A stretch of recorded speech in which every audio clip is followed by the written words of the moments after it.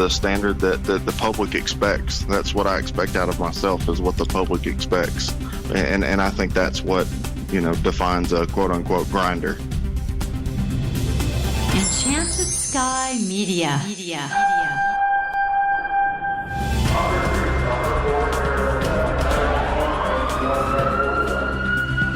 This is Code 3, the Firefighters podcast. Now, here's your host, Scott Orr. That's right, and I will not let Parkinson stop me. Thank you for joining me again here on Code 3.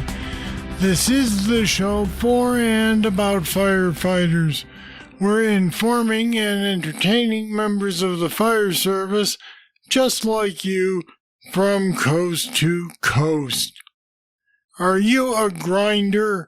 Do you go above and beyond what's required, not for the praise, but because you know it's necessary? My guest today is TJ Ward, and he joins me to explain the grinder mindset. It's an attitude that says good enough is never good enough. And grinders absolutely do not believe in leaving things to luck or chance. TJ Ward is a captain in Carroll County, Georgia. He's on Georgia Search and Rescue Task Force 6, and he's one of the Georgia Smoke Divers. TJ is also a co-founder of Do Your Part Training, and he joins me now. TJ Ward, welcome to Code 3. Thank you, Scott. I'm glad to be here. So define for me, what is a grinder? A grinder is pretty much somebody that you count on. The few people that you see in the majority that get things done for the right reasons. People who are always focused on the mission and the task at hand and whatever that may be. Very selfless people, and just genuine people that you're lucky to know. So would you say that on the whole in the fire service there are more grinders than non-grinders, or the other way around?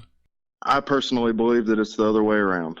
I think there's a lot of things that influence firemen that are a little misguided sometimes, and usually that falls back to the minimum standard set for them. Give me an example of one of those things that you think they're misguided about.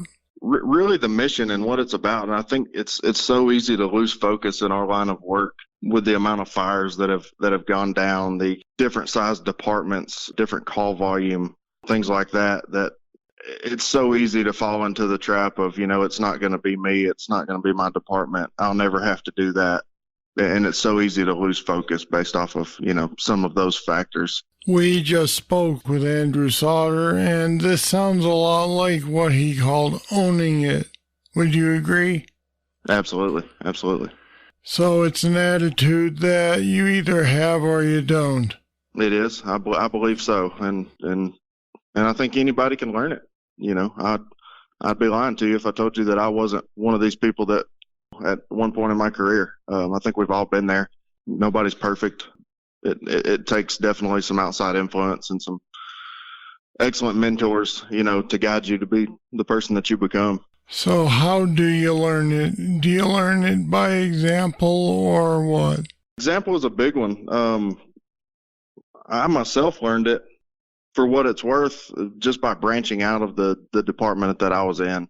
For a little while, that's all I ever knew was one department, really one type of mindset and one way of thinking about the job. And I kind of expanded my training, got out, visited other departments, other agencies, took some classes, and realized very fast that there was a lot more out there than what I knew about, and never really looked back. So this is just as much about what you know as what you do.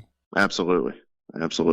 Would you say that firefighters limit themselves by not learning more? I don't know if it's so much the firefighter. The individual can only be held responsible to some extent, but I think that a lot of it falls back on the fire service as a whole, and the standard the minimum standard that the fire service has set and that people's departments set, because it's uncomfortably low, and it's alarming that you can meet the minimum standard and really you're not really available to accomplish a whole lot if you just meet the minimum standard. It's my personal belief that you can set your own standard to what you want to be, what you want to become, what type of fireman you want to be, what type of crew you want to be. And the standard that I fall back to isn't my department standard. It's not the fire service's overall standard. It's the standard that the public expects. That's what I expect out of myself, is what the public expects. And I think that's what, defines a quote unquote grinder. Someone who lets other people set the standard for themselves. It's my goal to be nothing short of what someone expects me to do when I get on a scene. When people dial 911 and you respond to their emergency, they expect 5 CrossFit champion brain surgeons to get off the truck and handle whatever problem comes across. And if all you ever do is train to the minimum standard of your department, oftentimes you're going to show up and scratch your head. I'll be back with more right after this. On any given day, you are tasked to be your best and power through the worst of times, all at a moment's notice. We know the sacrifices you make each and every day. Your success relies on superior equipment and the best training available. That's why Federal Resources is here to support you, the everyday hero. We are here so you can excel. Discover your success at federalresources.com.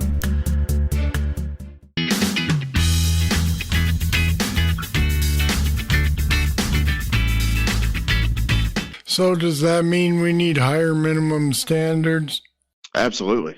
Absolutely we do. We need to let other things dictate our minimum standard. And too often the minimum standard is just that. It's so low that damn near anybody can meet it. And I think it's okay to say that that's not okay. It's a very noble profession that we're in. And I don't personally believe that just anybody can do it. I think it takes a special type of person, physically and mentally. There's a ton of factors that go into what makes a great fireman.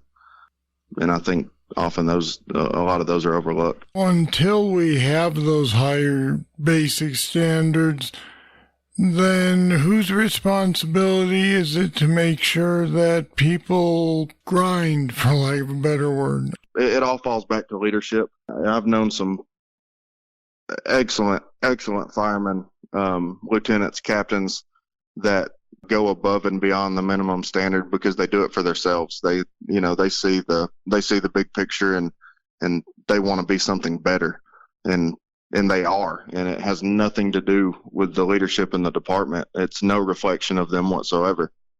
So a lot of it does fall on the individual, but at the end of the day, the responsible parties are the leadership. That's often a neglected mindset, I think. All right, TJ Ward, thanks for talking with me today. Thank you so much, Scott. And we've put some more information about grinders and TJ's Do Your Part training on our website at code3podcast.com/grinder.